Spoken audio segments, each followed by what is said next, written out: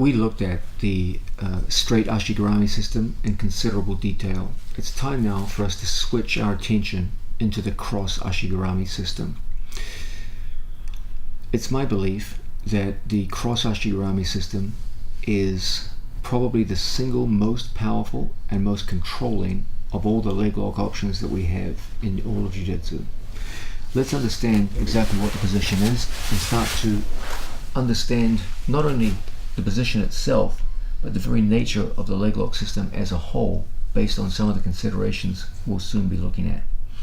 A cross ashigarami refers to any situation where my training partner's leg goes across my center line, so my opponent's right leg will go over my right hip. Now there are a vast number of ways that I can lock my opponent's legs up with mine, many different forms of ashigarami. It's important now for us to bring in one of the foundational principles of our leg lock system, and indeed Jiu-Jitsu itself. This is the notion of hierarchy. If there are a vast number of ways for me to lock up my opponent's legs, wouldn't it be useful if we had a way of ranking them from worst to best, from least desirable to most desirable? Well, let's have a look in that direction. There's a very simple guide as to what is the desirability of any given leg configuration in a leg entanglement. The two things that always determine our selection and whether or not where some given ashigarami stands on the hierarchy of possibilities always comes down to two things.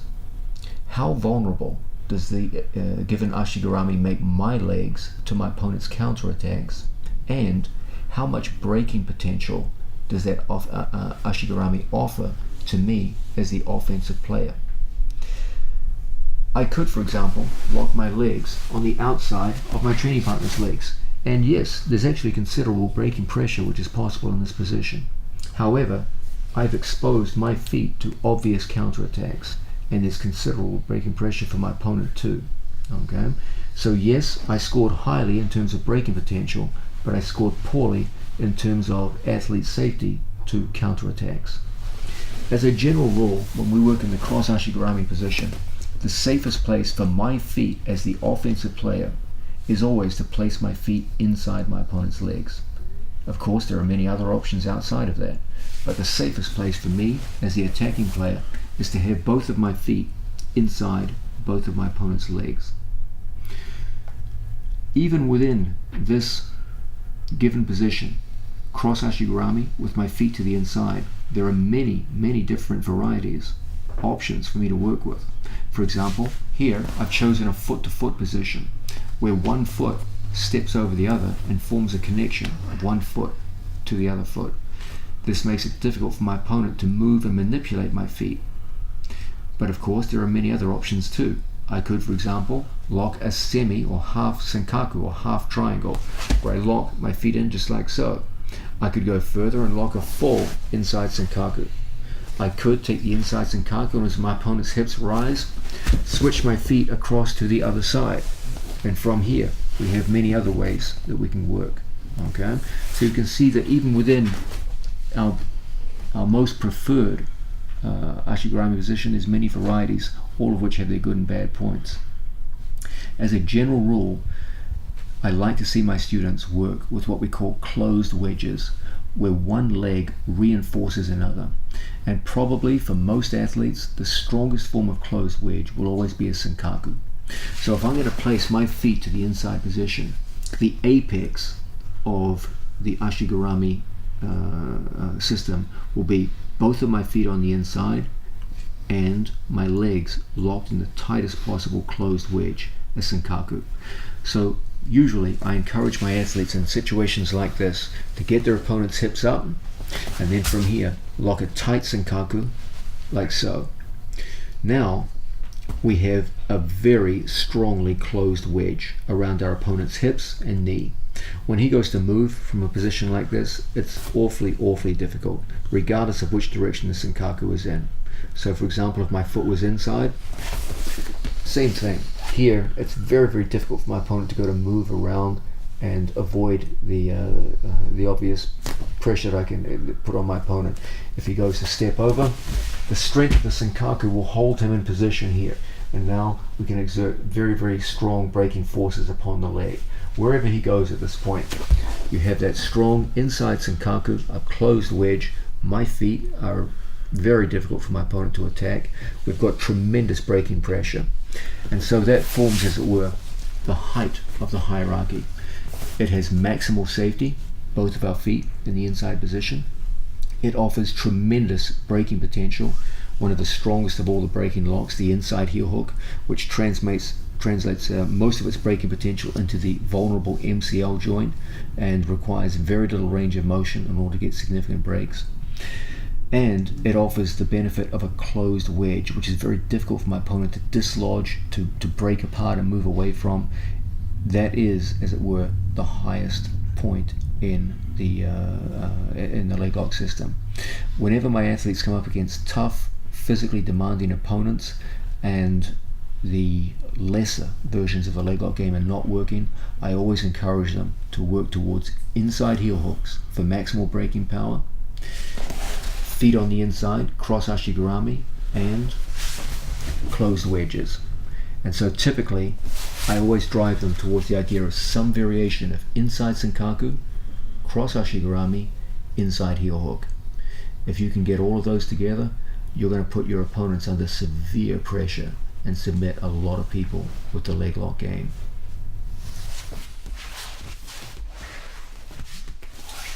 Now, there are other benefits which push this cross Ashigarami to preferred status, as it were, in the LegLock system. Whenever we go to work with an opponent, regardless of the Ashigarami we choose, we're always going to find that we have on the part of our opponent a primary and a secondary leg. The primary leg is always the leg which is bound up inside your Ashigarami, regardless of the Ashigarami that you use.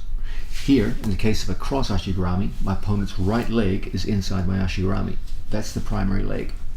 The secondary leg is the one which is outside my Ashigarami. Okay? If I work in a straight Ashigarami situation, regardless of type, I'll demonstrate it from an outside Ashi. Here, we have a straight Ashigarami situation. I've chosen an outside Ashi variation. Here, the primary leg is right there in front of me, but the secondary leg is behind me. Difficult to access. As a result, I have to do 100% of my work on one leg. A very important principle in the LegLock game is the idea that almost all of your opponent's resistance to any given LegLock will come from the secondary leg. This is the principle of double trouble. If my opponent's secondary leg is not monitored, it can become a very strong part of his resistance. So for example, my opponent could pommel his leg over the top, and as I try to work for a heel hook here, he could roll across my body and start exposing me in various ways to his own counterattacks. Okay? All this changes when we get into a cross Ashigarami position.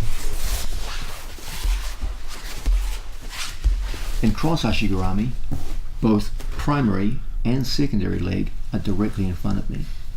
That means at any given time I can almost always access both legs, and we can use this very, very profitably. If we understand that the majority of my opponent's defense in situations like this comes from the secondary leg, one of the things that's very much to our interest is to tie up that secondary leg as well. Now my legs are tying up the primary leg, but I still have two free hands to catch and control my opponent's secondary leg and tie it up. I have two great options. I can use what we call overwrap grips, where I take a 2-on-1, go through and lock up, rather like an Achilles lock, although here I have no interest in the Achilles, I'm just holding the leg, and I overwrap my opponent's ankle. Notice that we never refer to this as an overhook. When we talk about overhooks, that's a grip on my opponent's upper body.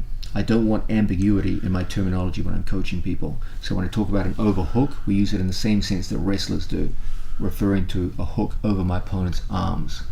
If we're in a situation grappling here and I start calling for overhooks, I don't want my students to be ambiguous as to whether I mean this or this. Okay, every time I give a command, it should be unambiguous. So let's call this an overwrap. Okay, hold it in just like so. Now, the second option we have here are variations of scoop grips. I can also go underneath my opponent's leg and bring it up to the side of my neck and hold my opponent like so. This too is another fine example of the principle of double trouble. Once again, the secondary leg is completely controlled. When he goes to turn around, move, etc., it's so difficult. Whether you choose overwraps or scooping up to the neck, you're going to find you get tremendous control of your opponent in this position. Now, one of the great benefits of locking up both of your opponent's legs is it inhibits motion. Essentially, when we pin both of our opponent's legs in this fashion, whether it be with an overwrap or with a scoop up to the neck, essentially what you're doing is you're shackling your training partner's 2 feet together. If you want to prohibit a human being from moving, you can't do better than shackling their ankles together. That destroys whatever athletic potential they have, and that's exactly what we do here. As long as my opponent can move his legs independently, he has a lot of athletic potential. He can be a serious problem to me. But the moment I catch my opponent's ankles and shackle them together, whatever athleticism he has been robbed from him. He can go to twist, turn, move, stand up, etc. He's not going anywhere. This is as effective in immobilizing pin as any chest-to-chest upper body pin. I can hold someone in this position for minutes at a time, just as I could from, say, for example, mounted position or cross side. I consider this pin to be fully the equivalent of, say, for example, mount or side control or north-south in terms of an ability to inhibit movement and stop my opponent from doing what he wants to do. Just like those upper body pins, this lower body pin can hold people for long periods of time and set up a process towards submission. So, we've seen that the cross Ashigurami system has a special ranking in the overall hierarchy of our leg system. It is, as it were, in the upper echelons, and in fact certain varieties of it are the highest point. Okay, we've seen that we measure it according to a certain kind of fashion. The first is the safety of my feet. If I have any generic form of Ashigurami, there's some degree of foot exposure to my opponent and he can start going after my feet here. Okay, that's never a good thing. But the moment we put our feet to the inside, our feet are relatively safe. The actual braking mechanism used here, the inside heel hook, is in my opinion the strongest and fastest, the easiest to use out of all the various ways of breaking the human leg. At the same time, not only do we have tremendous safety on the part of our own feet, tremendous braking potential, but it works well in accordance with the principle of closed wedges, because from here a certain variation of inside foot position enables us to start locking up full senkakus on our training partner in many different directions. Doesn't matter whether my foot's outside, inside, semi, full, they're all immensely strong braking positions, and they are examples of reinforced wedges, so that when my opponent tries to move my legs and physically use his hands to push, he's not going anywhere. Those wedges are locked in place. One leg is reinforcing the other leg. In addition, this is one of the very few Ashiguramis that places both the primary and the secondary leg directly within my control. One is controlled with my legs, the other with my arms, either with overwraps or scoops. In either case, this is going to lead directly into many of the leg lock finishes that we'll be looking at shortly in this series on cross Ashigurami.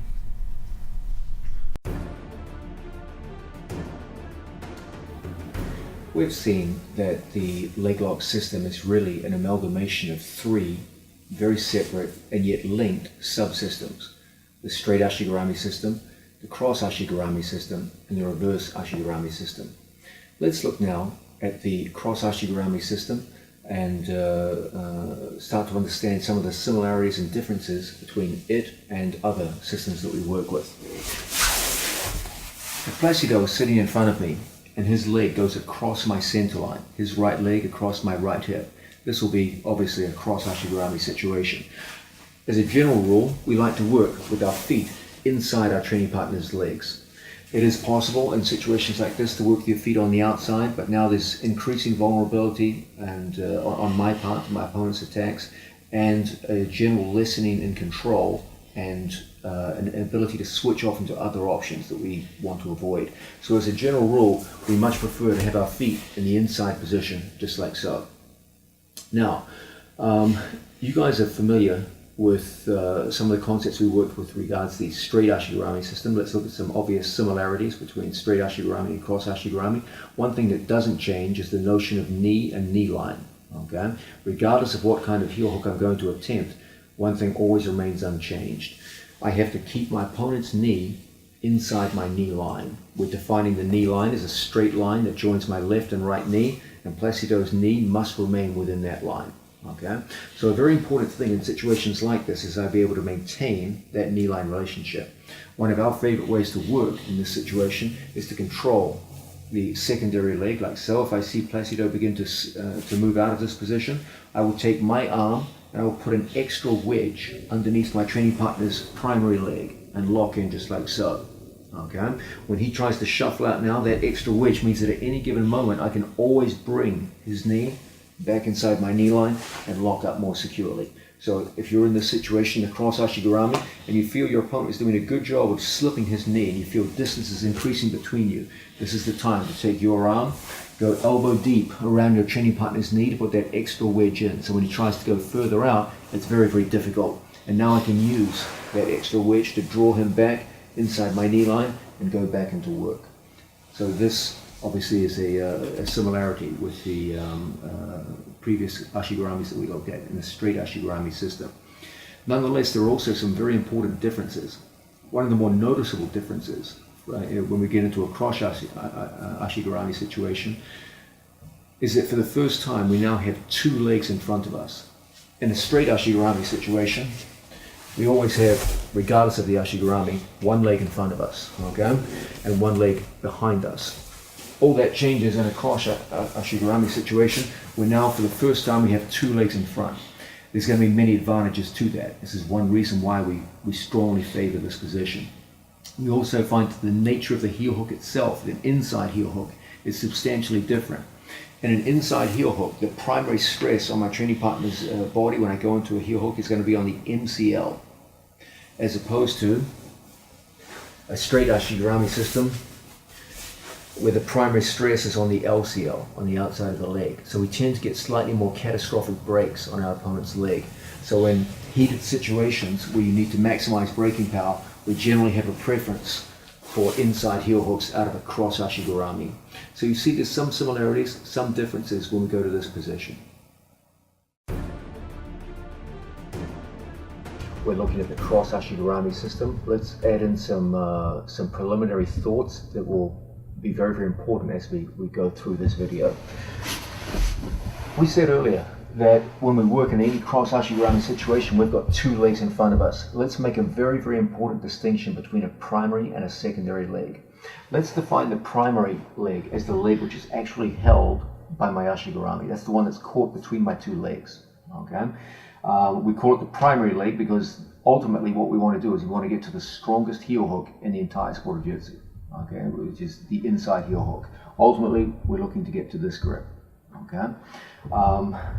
However, we have to understand that around 90% of my opponent's escape potential comes from his secondary leg. That's what's going to enable him to pommel his foot inside my feet, and then from here go on to attack me with counters. That's what's going to enable him to start turning and spinning in this direction to get away from my Ashigurami. So most of his escape potential comes from the secondary leg, whereas most of my submission potential comes on the primary leg. Okay? So when we get into this position, the primary leg is the one we're going to be attacking. The secondary leg is the one we typically use to bind up, to get control over a difficult, unmanageable opponent. Okay? So let's always keep that in mind as we work. When we talk about a primary leg, that's the one that's held inside our Ashigurami, and a secondary leg is the other leg, which usually generates most of our opponent's escape potential. We're looking at the cross Ashigurami subsystem within the general leg lock system. I'm going to talk now about a very, very important distinction in how we go to operate in this position. There's a basic split in two methods that I can work out of any cross ashigurami situation. I would like it very much to be being proficient in both. I do have a preference, but that doesn't mean that you should only specialize in one or the other. Okay, there are absolutely going to be times where you have to work with the other option, even if you have a preferred option. So it very much pays to be proficient in both. Let's have a look at the distinction. Whenever I work in a cross ashigurami system, we've seen there's two legs in front of us. Okay, how I go to operate in this situation, it will come down to two fundamental choices. Will I work attacking both of my opponent's legs, or will I work with one leg? Okay, single leg versus double leg options, essentially. Okay, my preference is always to control both legs. Okay, I like the control that comes with this. I like the fact that I can slow the match down and limit my training partner's movements. But I would be a liar if I said to you, you're always going to be able to get two legs. Okay, you're going to have many opponents who do a good job of splitting the legs and starting moving away, and now I have to work with one leg, and I should still be able to be successful under those circumstances. We're going to coach this position as though there were a split between those two options. Okay, because how I go to operate is entirely dependent upon which of those two options is open to me. Okay, I'm going to coach first my preference, which is to work with the principle of double trouble and lock up both of my opponent's legs. Okay, then we're going to come back later to the idea of working with a single leg and still being able to get to a successful submission without the use of a second leg. But our first line of direction in investigating the cross ashigurami position is going to be to work with two legs, the double leg scenario. Okay, working with double trouble, where we bind up our training partner's legs like so. Then later on, we'll come back to the single leg situation where the other leg, the secondary leg, is too far away from me, and now I have to go to work on one leg to get the submission. You guys know that a central tenet of my teaching philosophy in Jiu-Jitsu is what we call central problem theory. That for any given scenario or position in the sport of Jiu-Jitsu, regardless of what it is, there's always at least one central problem that motivates both me as the person performing the action and my opponent as the person resisting the action. If you show me any given position or scenario in the sport of Jiu-Jitsu, I can always identify at least one central problem that will motivate the actions of the two athletes. Let's look at how this occurs in the case of cross ashigurami. Whenever we're here, the fundamental problem that we face in this situation is what I refer to as the turnout problem. Let's see how the turnout problem materializes and how it drives the action in a given direction once the athletes get into this position. If my opponent were naive and he turned into me, that would be a terrible mistake on his part, because essentially what he's done is he's exposed his own heel to my inside heel hook. Here, Placido starts in a neutral position, but by turning into me, he's clearly exposed the heel without me having to do any work. Even if he high-legged over and stepped over, it would not help, because his high leg will never beat the power of a closed wedge inside Senkaku. I can return him to the mat, into the heel hook, or if he's so physically strong that he maintains his position, we'll just break him right here. Okay? Even his entire moving body weight won't break the strength of my Senkaku around his leg. So that would be a terrible mistake on his part. Another common mistake is people will move backwards in straight lines. Okay? You know what they're trying to do. It's not a bad idea on their part. They're trying to take their knee outside of my knee line, but I have a closed wedge around their legs. And when he moves back, it's so easy for me just to stay stuck to him. And as he moves back, he's doing nothing to hide his heel, and as a result, we can easily go in and get the break. Okay? So movements straight backwards are ineffective. Movements into me are worse than ineffective, actually positively hazardous. So what's the right thing for him to do? It's always to begin an action of turning out in this direction. Okay? Even if I had a heel hook coming back, Placido, he would fight my hands, split my hands, slip his heel, and then begin the turn out. Okay? Once Placido engages in the turnout, interesting things start to happen. Let's look at the first. Come back. From here, as long as my head is inside my training partner's legs, I can access the heel. The moment my head goes outside his legs, it's very, very difficult for me now to start accessing the heel. By turning in this direction, that's exactly what Placido is doing. He's putting my head outside of his legs. And as a result, it's getting harder and harder for me to access his heel. The only way I can try is to try and come down to an elbow, and that unweights my leg. Makes me very vulnerable to a simple thumb post, and now Placido can easily slip his legs out and not only escape, he can actually start countering me in this position. Now I can end up in my own cross ashigurami, I have to fight my way out of that. Okay? So this is always the problem associated with the turn-out escape. Okay? Whenever someone goes to turn away from me, it does a good job of first hiding their heel and then unweighting one of my major ashigurami legs, the outside leg, and from here, it's an easy knee slip. I've no longer controlled the knee line, and he's gone. The heel hook is lost. Okay? So the smart thing for him to do, whether I have the heel or not, is always to turn out in this direction. Okay? That simple insight will motivate both his actions and my actions in this position. Everything we do in the cross ashigurami position, and everything you will do as a student, will be motivated and given direction by this simple insight. The whole cross ashigurami system, which I teach, is essentially a response to this one central problem. We will soon see that the central problem, the turnout problem, creates spin-off problems, which we will have to confront as we go further into the system. But whether I choose to work with a single leg or whether I choose to work with a double leg is essentially a response to this problem. How I go to act will be an attempt to overcome this turnout problem.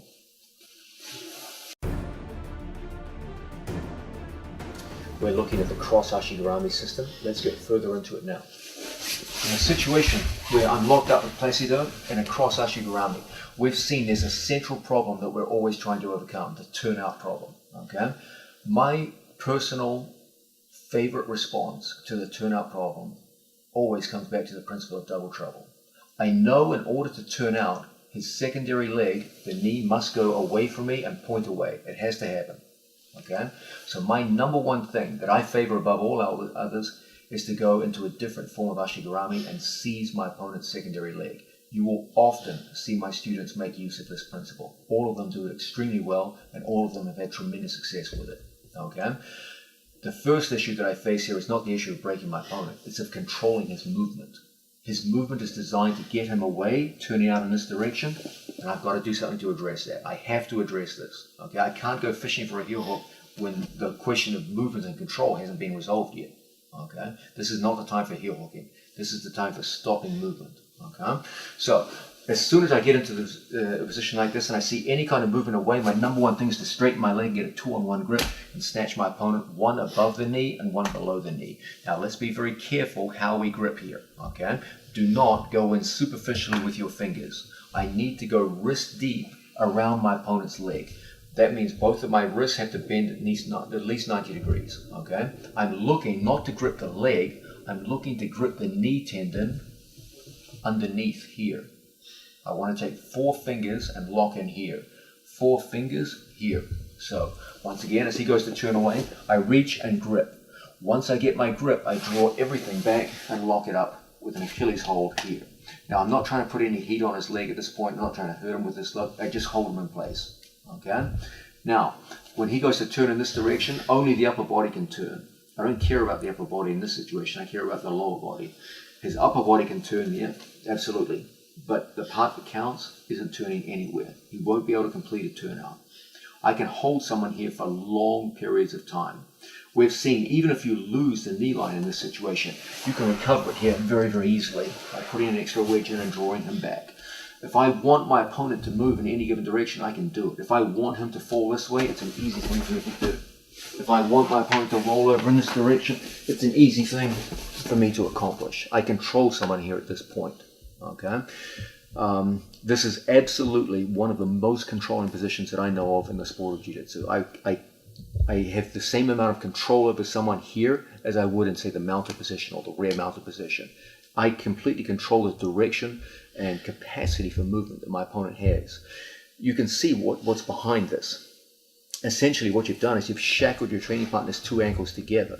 It's like, if you want to control an unruly prisoner, what's a great thing to do is to handcuff his 2 ankles together. He's not going to run away at all. He's completely controlled. That's essentially what I've done here.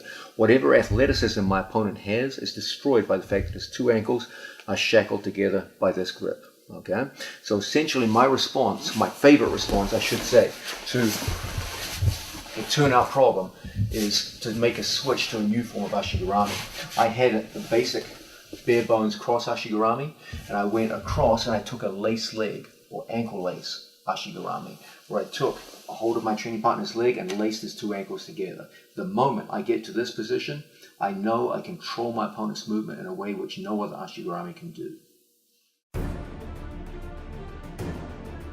We're looking at the cross Ashigurami position. We've seen that there's a fundamental problem here, a central problem, the turnout problem. We've seen my favorite response to that is to switch to a new form of Ashigurami, the ankle lace Ashigurami, which more or less prevents a turnout. Now, we know something here. Ultimately, we want to push ourselves to the top of the breaking hierarchy. And we know the top of the hierarchy for breaking and leg locking is this, the inside heel hook. As good as the ankle lace Ashigurami is for controlling people, there's an obvious problem here. If I hold on to the secondary leg, how am I going to heel hook the primary leg? At some point, I've got to release this leg. And that's when things start getting interesting. Now we get a new derivative problem. The central problem we faced was always the turnout problem. We solved that by switching to a new form of Ashigurami, the lace leg or ankle lace Ashigurami. At some point, if I want to heel hook this man, I have to release the secondary leg. The moment I go to release the secondary leg, the whole turnout problem emerges anew, and now there's a race to get to the heel. Okay?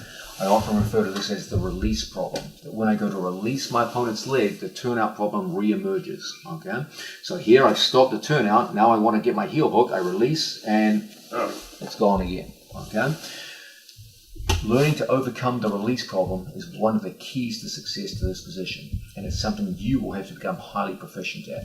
We're going to look now in considerable detail at how we manage the release of the secondary leg and get through to a successful submission.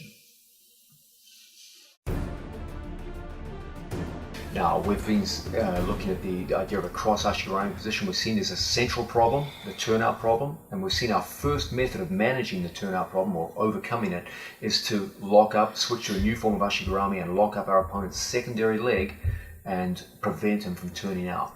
But this creates a new problem, a follow-up problem as it were, the release problem. When I go to perform a heel hook, I have to release my opponent's secondary leg and then he can turn out again. So we're going to look now at managing the release of our opponent's secondary leg so we can get through to some successful breaks. The first recommendation I'm going to give you, the first method of overcoming the release problem is don't release the leg. Just don't. There's ways to attack your opponent's legs that don't require you to release it. Okay? Let's look at some of those right now. Once I get a hold of my training partner's leg in this position, one excellent way for me to operate is to perform a very strong version of the Achilles lock on my training partner's secondary leg at the ankle. Okay? So from here, I'm going to lift my training partner's secondary leg and I'm going to pass my arm inside and underneath my right arm.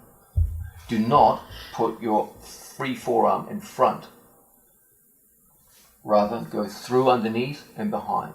As a result, my thumb is very, very close to my training partner's ankle, where it should be for any good Achilles lock. I don't want my thumb halfway down the shin where you're going to have a very poor breaking potential. I want to make sure that as my second or free hand comes in, it locks, it's right there underneath my training partner's ankle. That means that when I lock a reverse figure four grip on my training partner, we're right down where we can put extreme pressure on our training partner's anterior tibialis tendon on the front of the ankle. From here, I'm going to lock up on my training partner and point my elbow, in this case my right elbow, in towards his hips. Do not just go back in this direction and split the legs. I want to bring one leg down on top of the other, and as a result we can put tremendous braking pressure through this Achilles lock. It's very, very intimidating for my opponent. His only real recourse to this situation is to go forward and fight my hands. Okay? The moment I see someone engage in the hand fight, I just turn my wrists. He thinks, hey, I'm going to get my leg out. The secondary leg starts to pop out, and it leads me right into the second horn of the dilemma. It's such a short transition into the inside heel hook that you're almost guaranteed to get it. Okay? Let's have a look at that again. We start off cross ashigarami situation, we transfer it into an ankle lace ashigarami to prevent the turnout. Okay? From this situation, my opponent is, I feel if I go to release the secondary leg, he's going to quickly spin out and escape. So I'm going to go with a strategy of simply not releasing the leg. Okay? The key is that I feed my free hand inside and underneath so that when it emerges, it's below my training partner's ankle. Do not have your thumb above the ankle. The whole key is to come in here below, so that when I lock my my figure 4 grip, it's going to be operating right and putting tremendous tension on the anterior tibialis tendon, as opposed to just generic pain or discomfort on my opponent's foot. Now, from here, when I lock up, watch my right elbow. My right elbow does not go across the leg.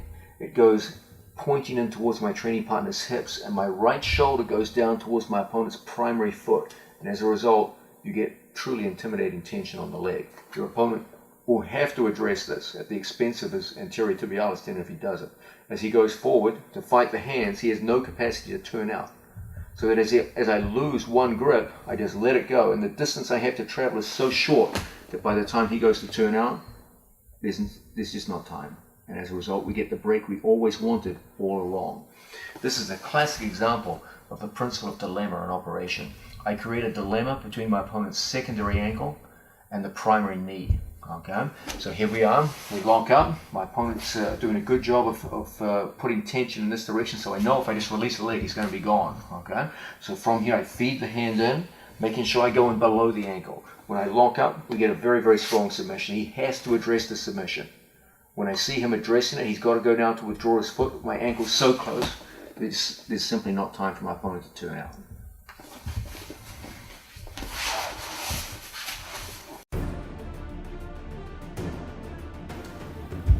We're looking at the whole cross ashigarami position. We've seen the central problem, the problem of turnout. We've seen that when Placido is in this position, his number one method of working in this situation is always to turn away so that he prevents his heel from being exposed to my attacks. Okay? We've seen one great way of dealing with the turnout problem is to lace up my opponent's ankles in a ankle lace ashigarami that more or less prevents my opponent from turning out. This creates a new problem, the release problem, that if I want to get into a heel hook, at some point I've got to release Placido's leg. Okay, and the moment I do that, now he's free to turn out a second time. Okay, so I have to learn to manage the release of this second leg in some way. I have to have some kind of strategy for releasing this leg. And the first strategy we're looking at is just don't release it. Okay, attack the secondary leg in itself. We just saw a reverse figure 4 lock where I came through and locked like so. This is not the only method of locking this position. Another one, which is very, very useful, is a more standardized Achilles grip, but a very different way of placing my opponent's foot to maximize damage on the anterior tibialis tendon. As my opponent works in this position, I'm going to feed my hand through, just like so. Okay, so I have a free hand that goes through at my training partner's knee. My second hand saws down to my opponent's ankle. I don't want to be around here. I bring the elbow back in line with his ankle. As a result, I can shrug my hips back and at the same time thrust my elbow in front of me. This does something very, very interesting. It places my training partner's heel right here on my rib cage. I'm going to change my position so you can see this more clearly on the camera.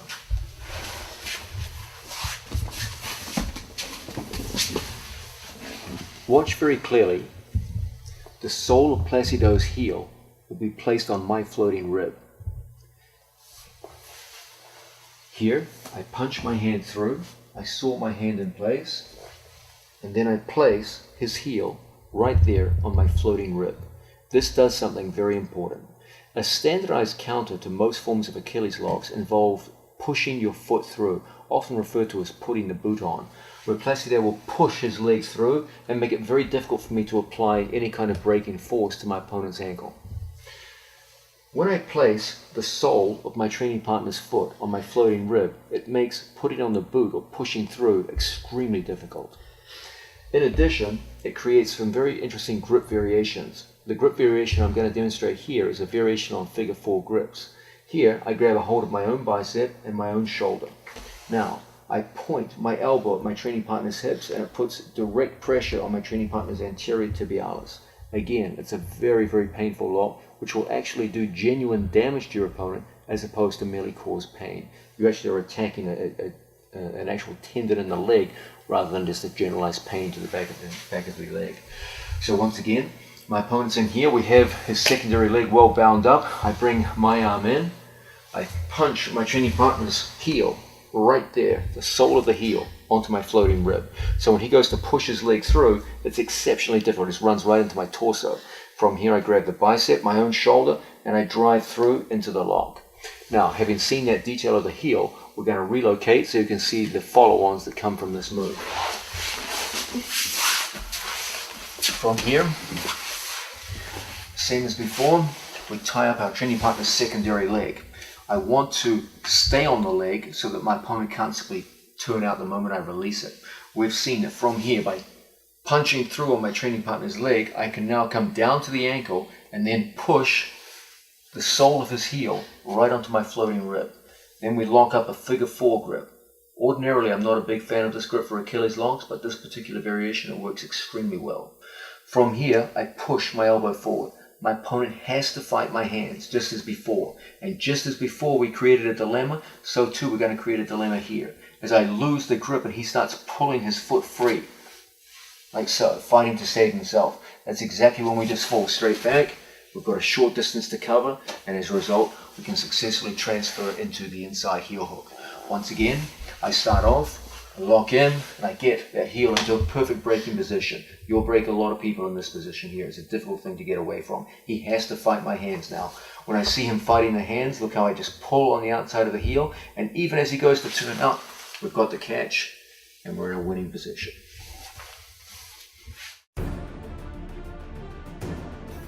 We're looking at the cross Hashigurami position. We're looking at the response to the central problem that motivates and directs this entire position, the so-called turnout problem. From a situation where Placido is in a cross Hashigurami, we know the direction of his escape is always out and away. We've seen that a very good response to that is an ankle lace Hashigurami that prevents the turnout. Okay.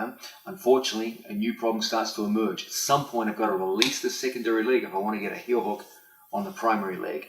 And that gives him a second chance for my opponent to move away from me. Another way we can stop our opponent from getting out using the same strategy of not releasing the secondary leg involves a double heel hook. One of my favorite things to do here is to get a wrist deep grip around my training partner's calf muscle and start turning down on my opponent's calf so that I start to expose the heel of the secondary leg. Okay. From here, I'm going to take my hand and I'm going to punch through and lock what looks like a rather weak-looking heel hook on my opponent's secondary leg. Once I get that initial bite on the heel, I'm going to lift and we're going to go into a figure 4, reverse figure 4 grip with a heel hook on the secondary leg. That's interesting. I put my elbow inside the ankle of the primary, inside the primary ankle, and then I start applying a very strong outside heel hook on the secondary leg. Watch how I apply the heel hook pressure. It's a little different from normal. Watch my right elbow as I have the reverse figure 4. I point my right elbow at my training partner's hips. I'm not lifting across my body. Remember, I want my elbow to stay close to what I'm really thinking about all along, the ankle of the primary leg. So I push my ankle in, almost like I'm performing a figure 4 toe hold, but with a heel hook grip. This puts tremendous braking pressure on my training partner. The only way he can react to relief pressure is to turn in the direction of the heel hook, and that's a disaster. Because the moment he turns that way, he's exposed what I really wanted, the inside heel hook. Now I simply clear his foot out of my path. When he tries to go back to resist, it's done. If he tries to turn over, my inside Senkaku will always be stronger than his turnover. And we can just break in this position. Let's have a look at this double heel hook attack again. We get a hold of our training partner's secondary leg.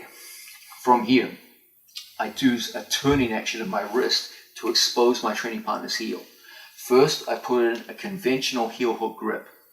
I lift and feed to a reverse figure 4 grip, much tighter. I put my elbow over Placido's primary foot. And from here, I put tremendous braking pressure on by pointing my elbow at his hips. It's going to force a defensive reaction. I lock a senkaku with my legs. I clear one heel hook and enter another. As a result, it's an easy thing for me now to make the switch into the strongest of all heel hooks, the top of the food chain, so to speak, of the leg locking game, the inside heel hook.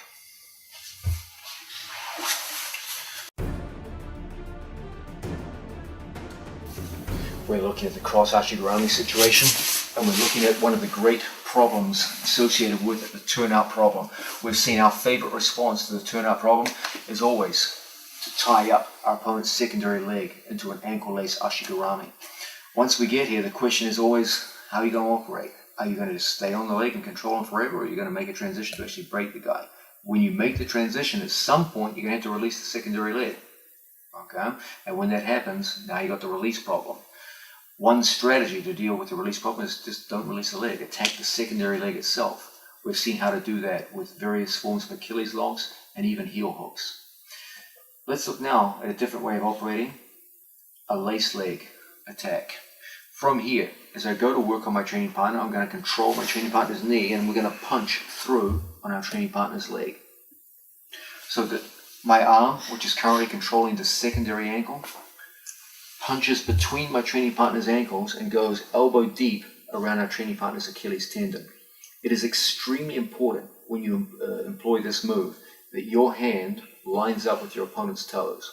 The further my hand from my opponent's toes, the more leverage I lose and power will bleed out of the technique. I want my hands up here at the end of the lever. Now, from this position, I don't take this hand and bring my right to my left. Again, I'm losing position.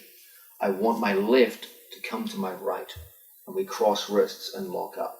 Now, my hands come to my heart.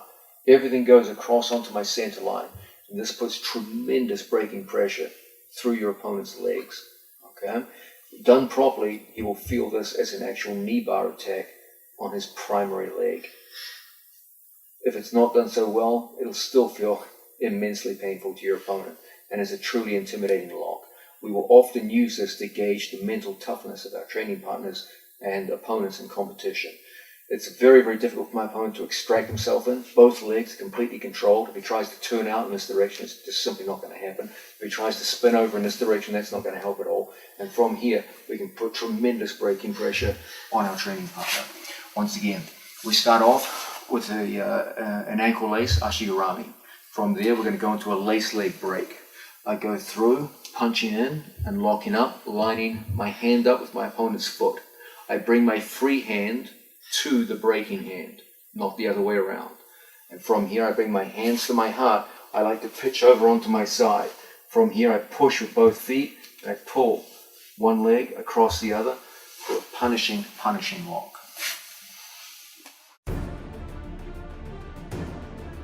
Now, let's go further into the cross ashigurami situation. We've looked at one strategy for dealing with the release problem, which is don't release the leg, stay on it. Put pain and suffering into the secondary leg, and then as our opponent reacts to that, only then do we make a switch to the primary leg and the inside heel hook. Let's go to another strategy now, where we do start intentionally releasing the leg. But we're going to release that leg under our conditions, not under his. What does that mean? What does it say to mean I'm going to release it under my conditions? It means I'm going to release my opponent's secondary leg only when I have a hold on his heel. Remember, ultimately, this whole battle is a battle over heel exposure. I want to expose his heel, and obviously he wants the exact opposite. The whole reason why he turns out is to hide his heel from me. What I want is this, an exposed heel with my head inside his legs so I can go into the strongest lock in the sport, in the entire leg lock system. That's what I want, that's what he wants. Okay? Now, for me to have a control over the release of the secondary leg essentially means this. I have to have one arm at the wrist around his heel. If I have that, absolutely, I can release my opponent's secondary leg and be very confident of a successful break. So let's start looking now at how we can do this. From a situation where I have a hold of my opponent's secondary leg, I'm going to place what we call a splitter hand in between my training partner's two legs.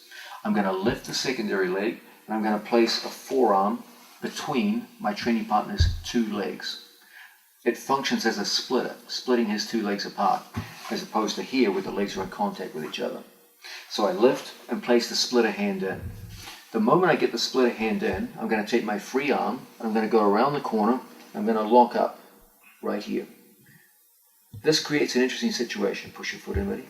Push it in, good. This creates an interesting situation. I have my opponent's heel. If my opponent were naive and he thought, hey, there's nothing holding my secondary leg in place, I'll take it out and go to turn out, he'll break himself because I already have the heel hook in place. Okay, let's have a look at that again. I'm in position, I lift and I insert the splitter hand. I go through and lock up. My opponent's been telling himself this whole time, if I turn out, I'm going to be safe. That's no longer true because my hands are locked in the heel hook. If my opponent extracts his foot now and goes to turn out, I didn't have to do any work. His turning motion will break his leg. And when I add my force to it, I'll double that. This is where things get interesting. We now run into the third big problem associated with cross ashigurami. Once I get my opponent's heel locked in place like this, a new problem emerges. I often call this the interference problem or the 2-foot problem. In order to break someone's leg in an inside heel hook, I must have 1 foot inside my armpit to get a satisfactory break. If there are 2 feet inside my armpit, 1 foot forms a kind of interference upon the other, and you never get truly satisfactory breaks. Yes, you can hurt people in this position. Yes, you can cause pain, but at World Championship level, people aren't going to tap to pain or discomfort. They're going to tap only because there's the threat of a severe break. And it's very, very hard for me to severely break someone's leg when there's 2 feet in my armpit. 1 foot characteristically interferes with the breaking of the other. So, if I have a knowledgeable, smart opponent, someone who knows the leg lock game pretty well, and I put a splitter hand in, and I come in here and lock, he's not going to turn out. He's going to realize that's suicide at this point. Instead, he's going to push his foot into my armpit to amplify the interference. Okay? How we deal with this, I'll show you right now. I'm going to pitch over onto my side. As Placido thrusts the foot in, watch my left knee. I'm going to place my left knee just inside his knee. So I repositioned it over his hip to the knee. Once my knee goes inside, I can use that as a pushing force. I pitch over onto my side and I push with my left knee into his left knee. And as a result, the secondary leg pops out like a champagne cork, but leaves the primary leg in place. And as a result, I can fall back now and go into a very, very strong break. Okay? Essentially what I'm doing is I'm using my legs to remove the secondary leg when I already have a heel hook in place. Okay? Don't make this common mistake. I see this all the time. People put a splitter hand in and they push too much, too strong, and both feet come out. That's a disaster, obviously. Okay? Don't make this mistake. I see people lock up and then just try to use their arm to move the guy's leg. You'll never move someone's leg with your arm. Okay? I have to use my legs to move him. I must pitch over to the side and then position my knee, and now I hold the heel hook tight and my left knee pushes his secondary leg out. When he goes to turn out now, no, I've already got the heel hook in place. My knees go against it and we get the break.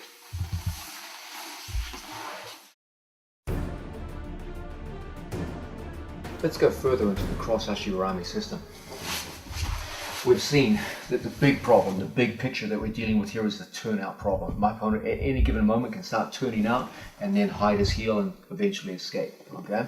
We've seen one category of responses to this involves the use of 2 legs, double leg solutions, where we lock up the secondary leg and from here prevent turnouts. This takes us to a new problem, the problem of the release. How am I going to manage releasing the leg so I can get to an inside heel hook on the primary leg? Okay, we've seen that we can put in a splitter hand and split our training partner's legs apart in this situation. Okay, this creates a new problem in itself Now my opponent can run interference with the secondary leg by thrusting it into my armpit so that 2 feet go into my armpit and create unsatisfactory braking conditions. Okay? Whenever I see someone running interference with the secondary leg, one of our favorite strategies here is the elbow slicer. As I see my opponent pushing in, I'm going to take my hand and I'm going to grab a hold of my training partner's ankle, like so. From here, as my opponent puts that interfering leg and pushes it into my armpit, I know it's going to be very, very difficult for me to get a clean break. So I'm going to take my elbow and I'm going to position it right between my training partner's ankles. Do not just try to push with the strength of your elbow. If he makes 2 strong legs locked together, I will never use elbow strength to push through. Use your body weight. As he locks his ankles close together, I'm going to lean over my opponent's ankles, and body weight will enable me to slice my elbow between his 2 ankles. Now I simply arch back and split. Now, if we can just bring the camera to angle in on this, this is a very important detail. Currently, his heel is on the floor. I'm going to position my forearm on the floor next to his heel. I have my hand on the heel. In order to expose my opponent's heel, we're going to use the lifting method. Think of your forearm as being rather like a hurdle over which you must make your opponent's heel jump. I'm simply going to lift so that his shoelaces go into my armpit and his heel jumps over the top of my forearm. The moment we make that contact, my hands lock, my knees point back, and we're in perfect braking position. That's how we finish the elbow slicer. So, once again, we start off with good control over our opponent. I put in a splitter hand, just like so. My opponent recognizes the danger and starts pushing, running interference. His secondary leg is now interfering with the primary, and as a result, breaking him here is going to be very difficult. So from here, I'm going to seize the ankle. I'm going to bring my elbow as a slicer between his ankles, and I'm going to use body weight to punch and separate my training partner's 2 feet. Now, his heel is currently in a position where I cannot get my forearm around it. So I use a lifting method, and I take my opponent's heel over the hurdle of my forearm and lock it in place.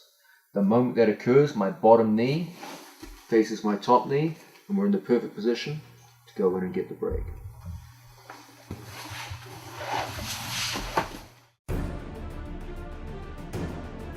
Let's go further into the cross-ashinigurami system and look at some of the key elements of dealing with the problems that we're looking at. We've seen there's a central problem. The central problem is always the turnout problem. The overwhelming majority of my opponent's high percentage defenses to this situation involve turning out so that he hides his heel, and from here ultimately unweights my leg so he can start to free his knee from my knee line. Okay? We've seen that one of our favorite ways to stop this kind of process from happening, a solution to the turnout problem, is to switch to a new form of ashigurami, the ankle lace ashi, where I go through on my training partner and tie up the secondary leg. Now, the lower body cannot turn that direction, only his upper body can turn. Okay? We've seen, however, that this creates new problems. At some point, I want to perform an inside heel hook on the primary leg. That means at some point, I have to release the secondary leg. And now the whole turnout problem reemerges. As I release the secondary, he is free now to turn out and start his escapes. We've seen also a new problem has started to emerge, that when we put splitter hands in and go to attack, my opponent can run interference with the secondary leg and put 2 feet in my armpit in a way that makes it very, very difficult for me to break my opponent's primary leg. Okay? So these are the 3 problems we deal with here. There's the grand problem, the one that starts it all, the turnout problem. There's an extrapolation of this, the release problem, and now there's the interference problem. There's one way that I can operate that overcomes all 3. This is the over-under method. From a situation where I start off like so, I'm going to take my hand and I'm going to put it here on my training partner's calf muscle. I'm going to bring my training partner's 2 knees together and close my knees, and I'm going to put my elbow down tight to his ankles. This creates an incredible locus of control around my opponent's legs and hips. Essentially what you've done here is you've created a 5-point wedge. You have 1, 2 knees around your opponent, pinching in and wedging on the outside of the legs. You have your hips as a wedge, a 3rd wedge, pushing up from underneath on your legs. You have a hand pulling down on top of your opponent's legs, and you have an elbow wedging down over both ankles. So when my training partner Placido tries to pull out of here, go. You are stuck to him like an anchor. Wherever he turns, you will stick to him, and the knee line will be preserved. It's an incredibly tight, controlling position. Okay? 5 points of wedging around your opponent's legs and hips. We can go the extra distance now. I'm going to move my head away, and I'm going to make my hand into the shape of a knife. I move over, and I spear the knife edge through my opponent's ankles and connect a sixth wedge, the shoelaces, to my neck. When my opponent goes to pull away from me now, you have a 6-point wedge.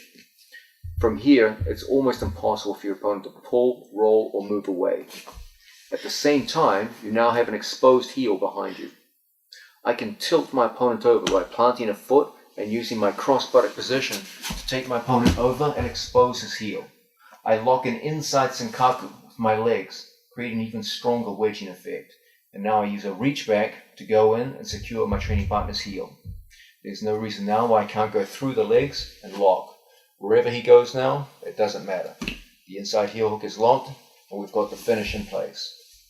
Let's have a look at this whole sequence again. From a situation where Placido is locked up in my cross hashigurami, we know the direction of his escape is out here. We tie up the secondary leg. Now, I bind his legs together, secure with my two knees, and create a 5-point wedge. 1, 2, 3, 4, 5. We convert this to a 6-point wedge by spearing the hand through and locking the shoelaces to our neck. From the 6-point wedge, it's almost impossible for your opponent to pull away. Now, from here, we have an exposed heel to work with. I can tilt my opponent in any number of different directions. I can tilt him to my left and expose his heel. I can keep him where he is and expose the heel. I can roll face down and still expose the heel for the finish. The over-under method.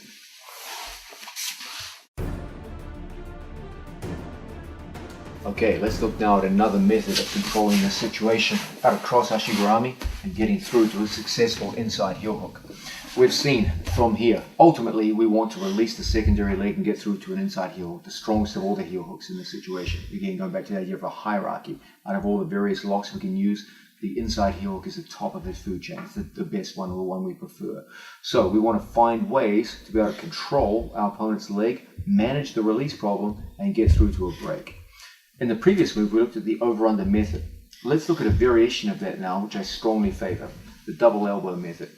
From a situation where we start off laced in like so, we go to a 5-point wedge. We've seen once again, we have 1, 2, my hips, 3, my hand, 4, and my elbow, 5. 5 points of wedge around our opponent's legs and hips. So when he goes to move, it's extremely difficult. We can convert this into a 6-point wedge by making a knife hand, going through my opponent's ankles and locking it up and using my neck as a 6th wedge. Okay? When he tries to tear out of this position, it's awfully difficult. Okay? Now, one potential problem with this situation is my opponent can start taking his foot and moving it in this direction so that it takes a long time for me now to access the heel hook. When we see this, I point one elbow at Placido, and then I take my second elbow through underneath, and I physically hold his heel and pull his shoelaces to my armpit. So now both my elbows point at him. When he tries to move from here, it's shockingly difficult. And now, because his shoelaces are in my armpit, the transition to the inside heel hook is incredibly quick, and we get very strong breaks as a result. Once again, from an ankle lace hashigurami, I go through and we take a 5-point wedge. From the 5-point wedge, we convert to a 6-point wedge. When he tries to hide his foot from me, one elbow is pointing at him, I take the second hand through and connect. So both my elbows point at him, double elbow. From the double elbow position, it's such a quick transition, straight into the inside heel hook and a maximal break.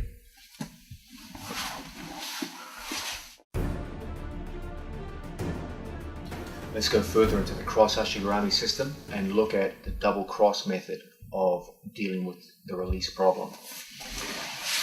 Here we have Placido in the cross Ashigurami situation. We know the general course of his escape is away, turning out, but we know that one great solution to this is to lock up the secondary leg. Okay? In the previous moves, we saw the idea of creating what we call a 5-point wedge, where I lock in, wedging with 2 knees, hips, hand, elbow. From there, we form a knife hand, we go through, and we convert to a 6-point wedge, which is extremely difficult for my opponent to pull away from. Okay?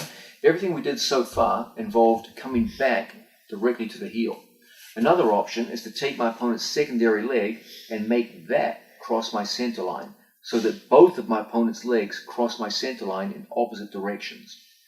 The way we do this is we move our head backwards. As the head goes backwards, I physically pull my opponent's leg across and I take a V grip on my training partner's Achilles tendon. As a result, I can quickly push across the body and wedge over both of my training partner's ankles. As he goes to pull away from me from here, both ankles are well wedged in place. I don't care whether you just go down with the arm or physically lock an Achilles lock. They're both good options. Okay? Once we get this grip, when my opponent tries to turn his foot out in this direction, it's so difficult for him to prevent me using a reach back. I take my thumb and I go back and I touch my own back. Here's a common problem. Sometimes I coach athletes who say they have a difficult time securing the heel in this position. It's usually because their head and body are leaning too far back, and as a result, they cannot get to the heel. Whenever you see this problem, simply sit up and forward by employing a forward shift so that my head goes to the same height as your training partner's head. As a result, I can always reach back and secure my training partner's heel. If I have to, I will use the strength of both legs to draw him back so his knee line goes back and I have the heel in place. Then from here, we go over the top, release, and finish. An interesting corollary to this position, where both legs go across, is that if you should lose your opponent's knee line in the course of the action and ultimately lose the leg and the leg comes out, don't worry. You're in the perfect position to renew your attacks. Simply by throwing your legs over the top, you can go right back in on the other side. Anytime I take my opponent's arms through in this situation and bring the leg across my body, anytime I lose my opponent's primary leg, his secondary leg will simply become your new primary leg, and you can make effortless switches from one leg to the other.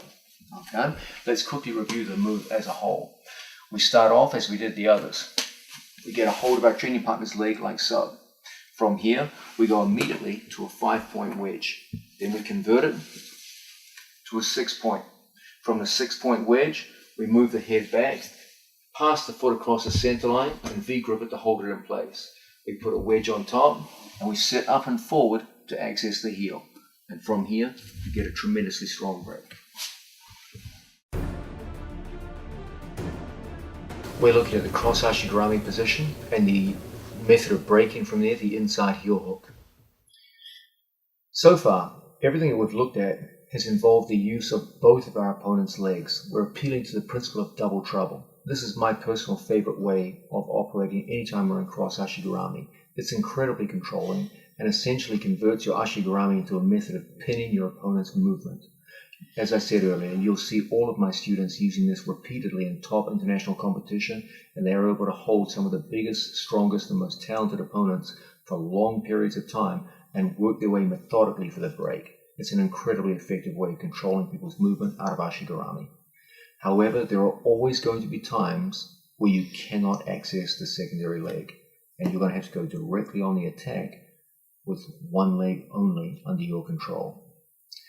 This substantially changes the way we operate in this position, because it means now I don't really have a method of stopping my opponent from turning out. So instead of stopping the turning out, I have to learn to control the turnout. Essentially, when I say control the turnout, it means controlling the speed or the pace of the turnout. Let's have a look at what I mean by this. We've seen that the central problem in any cross Ashigurami is the turnout problem. I would love to have heel exposure and get an inside heel hook on my opponent. He knows that. So of course he starts to turn. When he starts to turn, he positions my head in the one place that will make me ineffective in this position. My head is now outside his legs. To be effective in this position, I need my head inside my opponent's legs. Only then can I easily access the heel. The happiest times are when your opponent turns into you, because then he actually physically puts your head inside the legs and gives you the heel. Okay? But smart opponents know that, and so they're always turning away from you. If I had the secondary leg, then we could use all the methods that we saw previously to go in and successfully complete the attack. But if I don't have the leg, what do I do now? Well, essentially what I have to do is I have to get my head back inside the legs, and I have to slow down the pace of my opponent's turn so that ultimately my turn is faster than his. I have to play catch up so that I can get to the heel. The problem is, most of the time, he goes first. He's the escaping guy, he bolts off, and you have to play catch up. A very, very important concept whenever we work in this position is very simple to state. Essentially what's going on here is a race. It's a race for my head position inside his legs. If I can win that race, I can access the heel. Let's understand something. There's two ways to win a race of any kind. I can make myself faster, or I can make the other guy slower. Usain Bolt is the fastest man in the world. I'm a 51-year-old cripple with a hip replacement. If we get into a 100-meter race, of course I'm going to lose very, very badly. But if you let me shackle Usain Bolt's legs together and tie his hands behind his back, even I can win in a race of that nature.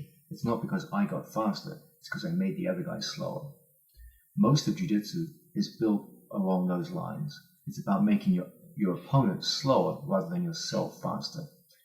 How does this work in this case? How do I make Placido slower so that I can control the pace of the roll? Let's look at that right now. Whenever I'm in this position and I see my opponent's getting away, the first thing I like to do is put on a hand brake, where I put my left hand around my opponent's knee and I physically hold the knee tendons.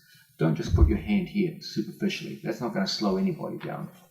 I put my fingers all the way through and I bend my wrist 90 degrees so that it functions as a hand brake. I close my elbow, so when Placido goes to turn, it won't stop him, but it will slow him down. The next thing I do is I take my elbow and I put it here in the inside position. Okay? So I have a hand brake and an elbow brake. Now, the next part is, in my opinion, the most important. This is a head post. As we move over, I'm going to put my head on the floor. This creates a barrier for my opponent to roll over and slows everything down dramatically. The fourth ingredient is my left foot. It hooks here inside my training partner's left knee. When he tries to pull his body around to continue his turn, the combination of my head, my leg, my hand, and my elbow dramatically slows him down. So that when I start turning, I get to the heel every time, because my turn was faster than his. Not because I'm fast, but because I slowed him down. Let's have a look at that again.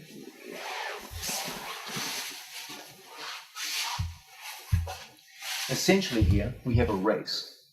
The race is for him to move in this direction and put my head outside of his legs, knowing that if he can succeed in doing so, I'll never access his heel. Okay? So what I need to do is slow things down. So I take my hand and I go in here and lock. Okay? I put my elbow in place. Then as we go into the turn, I put my head on the floor. And my second foot locks in here at the knee. When he goes to complete the turn, it slows him down dramatically. It means that I can get my head inside and access the heel. So that as we emerge on the outside of the roll, I have the heel in place and a potential break. Essentially what we're doing here is we're identifying the problem in the single leg situation as a shared spiral, just as it was with the outside heel hook.